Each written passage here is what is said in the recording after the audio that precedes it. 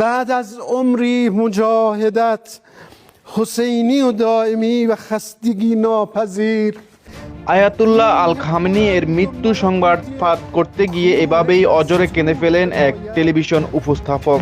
সম্প্রচারের সময় তার কণ্ঠ বারবার ভারী হয়ে আসে, চোখে দেখা যায় অশ্রু, স্টুডিও জুড়ে নেমে আসে গভীর শোকের ছায়া। দীর্ঘ সময় ধরে ইরানের সর্বোচ্চ নেতা হিসেবে দায়িত্ব পালন করা খামেনিকে তার সমর্থকেরা শুধু রাজনৈতিক নেতা হিসেবে নয়, বরং আদর্শিক পথ প্রদর্শক হিসেবে দেখতেন।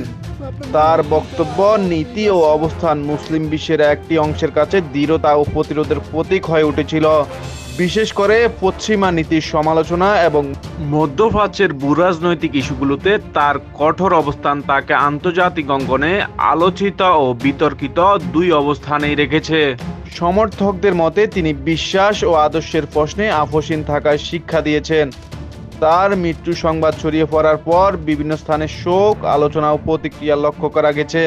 বিশ্ব রাজনীতিতে এর প্রভাব কি হতে পারে তা নিয়ে বিশ্লেষণ শুরু হয়েছে ইতিমধ্যে। News desk, Kapil Talukdar, MRK TV.